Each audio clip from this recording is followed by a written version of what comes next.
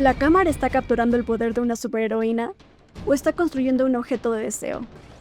Puede parecer una diferencia pequeña, pero en el cine el encuadre nunca es accidental. El mismo personaje puede verse poderoso en una escena y completamente diferente en la siguiente. No porque haya cambiado el personaje, sino porque cambió la forma en que la cámara decide mirarlo. Y cuando empiezas a notar estos detalles, empiezas a descubrir algo interesante. Que muchas de las cosas que sentimos al ver una película no vienen del guión, vienen del lenguaje visual. Así que hoy vamos a hacer algo simple. Vamos a decodificar cómo sucede esto.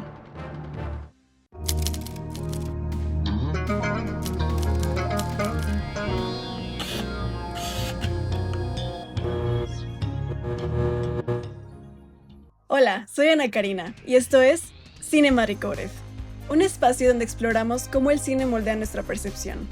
Porque aquí no solo vemos películas, decodificamos el lenguaje que construye la realidad en la pantalla. Bienvenidos a la primera serie de videos, La mirada detrás del poder. En esta serie vamos a analizar cómo el DC Extended Universe construyó sus personajes femeninos. Y en este episodio descubriremos si la cámara refuerza su poder, o a veces lo contradice. Antes de entrar en la técnica, hay que reconocer algo muy importante. Las mujeres de DC son personajes fascinantes. Tenemos, por ejemplo, a Diana liderando ejércitos, a Harley sobreviviendo al caos, las Amazonas cuidando una civilización entera. Narrativamente son personajes que están diseñados para cambiar el mundo. Pero el cine no solo se escribe. Y eso significa que el poder de un personaje no depende únicamente de lo que hace, sino también depende de cómo lo vemos en pantalla grande. Entonces aquí surge una pregunta muy interesante. ¿Qué pasa cuando el guión dice poder, pero la cámara dice, mírame? Para entender esto tenemos que hablar de algo muy simple, la mirada. En teoría del cine existe un concepto llamado male gaze, o quizás lo conozcas como la mirada masculina. Pero a ver, esto no es un fenómeno nuevo ni nada por el estilo. En realidad lo explica la teórica de cine Laura Mulvey en su ensayo fundamental Visual Pleasure and Narrative Cinema, donde ella explica que el cine comercial tradicional está diseñado bajo una estructura donde, en un mundo ordenado por la desigualdad sexual, el placer de mirar se ha dividido entre activo masculino y pasivo femenino. O sea, básicamente esto describe una forma de filmar el cuerpo femenino donde se presenta principalmente para ser observado. Pero esto no siempre es tan obvio. A veces aparecen decisiones mucho más técnicas que decisiones del guión. Por ejemplo, el tipo de ángulo, el tipo de plano, el movimiento, o incluso cuánto tiempo decide quedarse mirando. Y cuando empiezas a analizar estas decisiones, te das cuenta de patrones.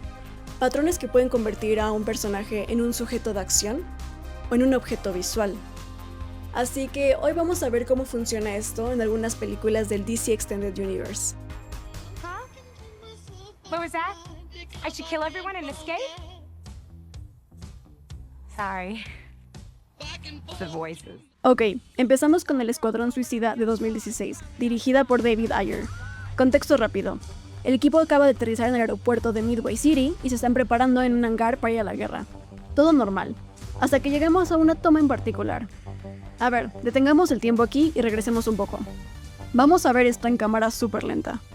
Cinematográficamente, lo que la cámara está haciendo se llama pedestal up, o sea, la cámara sube físicamente como si fuera un elevador mientras el lente va escaneando de abajo hacia arriba. Empieza en las piernas, se detiene en los famosos mini shorts, sube por el torso semidesnudo y termina en el rostro, justo cuando se pone la playera de Daddy's Little Monster. Técnicamente, este diseño de plano está ejecutado para acentuar la anatomía por encima de la acción.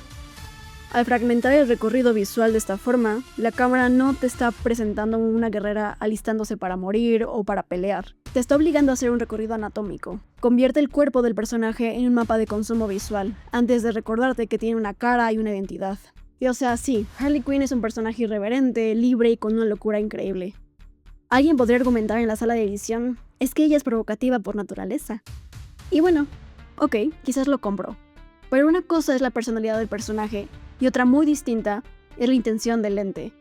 ¿Qué necesidad narrativa había de usar un slow motion tan exagerado en este momento exacto? En el cine, la cámara lenta se usa para enfatizar una proeza, el peso dramático de un golpe o un momento de revelación emocional. Aquí no. Aquí el uso de slow motion no te está contando nada de su psicología. Está ahí puramente para invitarte a consumir el movimiento de su cuerpo. La despoja de su humanidad por unos segundos para convertirla en un simple espectáculo visual. Ahora damos un salto en el tiempo a 2020 con Birds of Prey, dirigida por Cathy Yan. Tenemos al mismo personaje, pero con una filosofía de cámara completamente opuesta. Aquí no hay una cámara morboseando, aquí tenemos una cámara inmersiva. No que la observa desde afuera, sino que se metió a la acción con ella. ¿Ven la diferencia? Aquí la cámara no está ni tantito interesada en cómo se ve su cuerpo. Está obsesionada con lo que su cuerpo es capaz de hacer. Si Harley golpea, la cámara resiente el impacto. Si ella gira, el encuadre gira con ella, siguiendo su centro de gravedad. Va con ella, no hacia ella. Y ojo a esto, que aquí está el verdadero secreto de la dirección, la variedad de planos. Mientras que en 2016 usaban un plano cerrado para fragmentar su anatomía, aquí Cathy Yan los usa para construir la narrativa de la acción. Nos da un plano detalle justo en sus manos cuando saca el arma o la recarga, porque visualmente necesita que entiendas la estrategia y el juego. De ahí nos avienta un full shot, o plano entero, cuando patea a alguien y los manda a volar. ¿Para qué? Para que aprecie la coreografía completa, el esfuerzo físico, la física del golpe y cómo ella controla todo el espacio. Y justo cuando la adrenalina está a tope, la cámara nos regala un medium close-up, enfocado directo en su rostro. No en su escote, en su rostro. ¿Por qué? Porque la directora quiere que vea su expresión facial, esa sonrisa psicótica de que se le está pasando bomba en medio del caos. Aquí no hay ángulos picados o contrapicados raros metidos a la fuerza para que el personaje se vea más sexy mientras pelea. La estética ya no distrae de la historia, ahora la técnica está al servicio de la narrativa. Harley dejó de ser un objeto de exhibición y se convirtió por fin en el sujeto de su propia acción.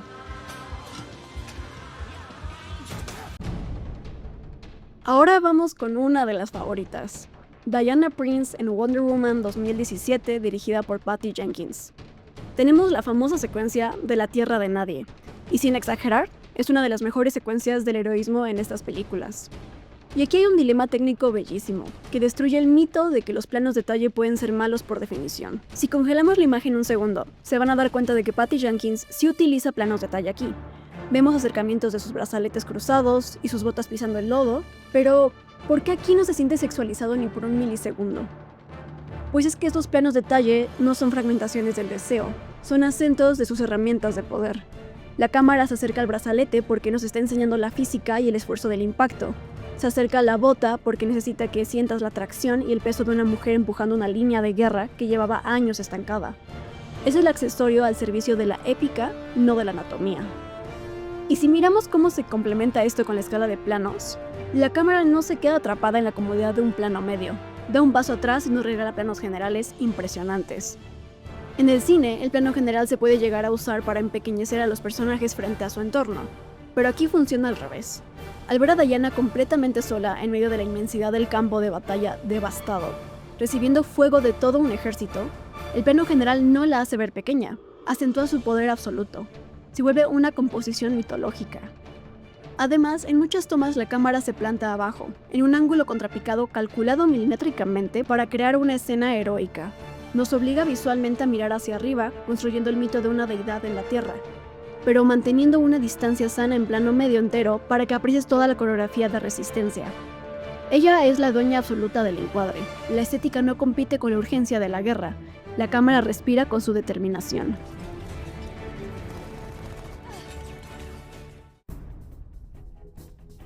Seguimos en el año 2017, pero ahora con Justice League.